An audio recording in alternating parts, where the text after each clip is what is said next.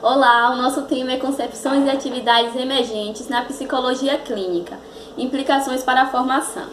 O capítulo expõe um profissional da clínica atuando especificamente na área da saúde, utilizando o enfoque preventivo e curativo, trabalhando isoladamente ou com uma equipe multiprofissional, utilizando diferentes abordagens. O texto é uma entrevista concedida com 23 psicólogos intencionalmente, devido a eles terem desenvolvido trabalhos teóricos e ou práticas relevantes. A entrevista ela foi estruturada em 4 tópicos: história do campo de trabalho, detalhamento das atividades respectivos contexto, caracterização de tendências emergentes, inovadoras e requisitos necessários para a formação. A psicologia clínica se caracterizou principalmente pelo atendimento em consultórios privados a grupos sociais das classes médias e altas. Foi sempre um atendimento didático, o qual se manteve, portanto, limitando em seu poder de alcance um número maior de pessoas e população de classe baixa. Sem dúvida, esse quadro vem mudando progressivamente. As mudanças vêm acontecendo desde a década de 70, que foi denominada assim por um dos entrevistados como as práticas coletivas. Segundo eles, apontavam o desenvolvimento de políticas sociais, políticas públicas, que demandavam planejamento maior para alcançar um maior público, onde o contexto do indivíduo ali inserido, sua trajetória, sua cultura, assim o profissional clínico pudesse ter uma análise de contexto. A psicologia clínica deve ser feita em hospitais, atendimentos primários e qualquer outra instituição vinculada à saúde. Então, os psicólogos vão trabalhar nessas instituições, mas alguns chegam a afirmar que a psicologia institucional não tem base para trabalho, somente para a conversa, pois vem de uma tradição psicanalítica, já que todos os profissionais não são psicanalísticas. Então, houve sim uma mudança na atuação. Durante a década de 70 e 80, também foi marcada pela política de pós-graduação do país que incentivava a formação de pessoas através de cursos de doutorado no exterior, acreditando que lá é a fonte do conhecimento.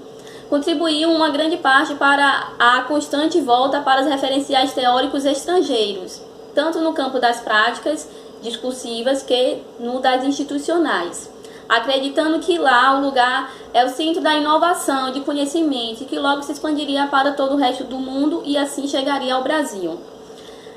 Perceba-se que as práticas ensinadas na faculdade não são aplicadas na realidade devido ao contexto social, estando presente a questão histórica, cultural, política, econômica, entre outras, no Brasil. A questão das teorias estrangeiras, que não se aplicava nas práticas brasileiras de cultura periféricas, na atuação desses profissionais, temos professores estrangeiros que vieram de fora para dar aula de graduação aqui para alunos de psicologia, existindo uma grande preocupação com a formação desses profissionais.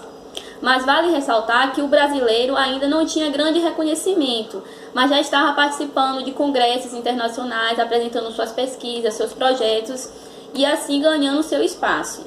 Na década de 70 também, a abordagem cognitiva emerge na década com ênfase na análise no discurso, alterando fortemente o modelo predominante de modificações de comportamento. Ela postula uma mediação de variáveis cognitivas entre o ambiente e comportamento. O ambiente não atua diretamente, atua na construção de uma organização cognitiva, que atua sobre os afetos, seja sobre o comportamento. A partir do final dos anos 70, inicia um conjunto de programas que poucos impactos na saúde mental. Só com o surgimento do AIS, Ações Integradas de Saúde, aparece um programa de financiamento que buscava integrar os 3 níveis de atenção à saúde. É aí que psicólogos começam a ingressar em contingentes mais expressivos, porém, em alguns estados. A tradição da psicologia até então estava sempre associada aos modelos de atendimento de nível secundário, que envolvia o segmento contínuo e especializado, e de nível terciário, mas somente no que dizia respeito aos programas de saúde mental. Ou seja, essa tradição centrava-se nos tratamentos ambulatórios e em hospitais psiquiátricos. Com o ingresso dos psicólogos nas instituições, tornando-se a busca de alternativas aos manicômios, já que os psicólogos precisavam mostrar sua utilidade na instituição. A partir de 1987, surgimento dos movimentos que incorporam uma sociedade sem manicômio.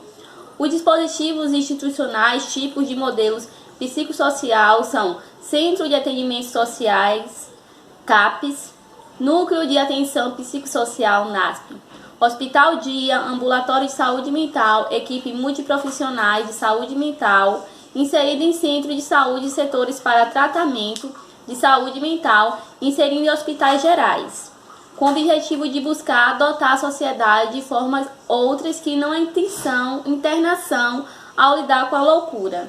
Esse movimento relativo às questões de saúde se, por um lado, as possibilidades de inserção do psicólogo no campo, por outro, demanda modelos de atuação bastante diferentes em grande parte, ainda carentes de formação.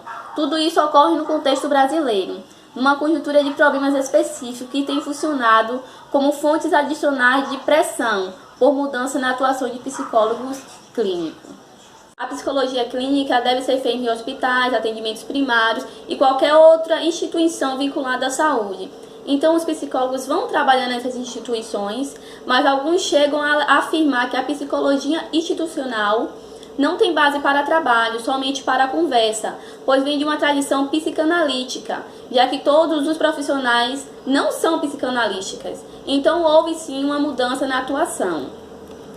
Durante a década de 70 e 80, também foi marcada pela política de pós-graduação do país que incentivava a formação de pessoas através de cursos de doutorado no exterior, acreditando que lá é a fonte do conhecimento. Contribuiu uma grande parte para a constante volta para os referenciais teóricos estrangeiros, tanto no campo das práticas discursivas que no das institucionais, acreditando que lá o lugar é o centro da inovação de conhecimento e que logo se expandiria para todo o resto do mundo e assim chegaria ao Brasil.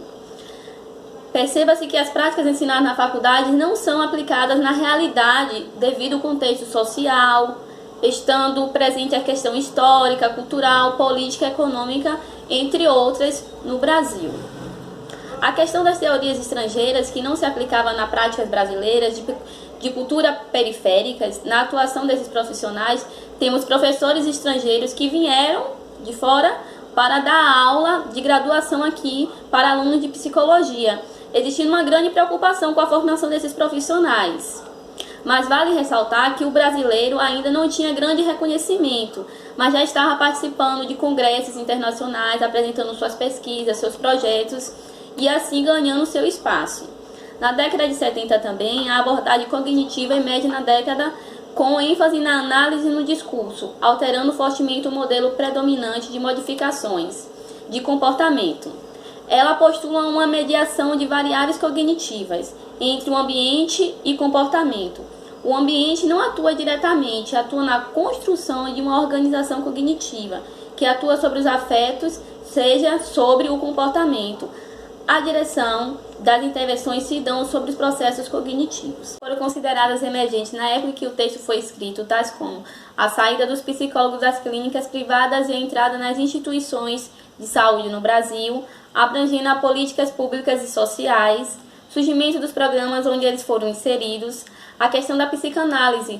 Os atendimentos na atenção básica não havia necessidade de ser tratado em forma de psicanálise, e sim de aconselhamentos. A inserção de terapias ocupacionais, arte-terapia, dança-terapia, ludoterapia, psicodrama, psicossocial, entre outras. O trabalho da equipe multiprofissional ou interprofissional. E agora vamos ver algumas mudanças nos últimos 20 anos no Brasil.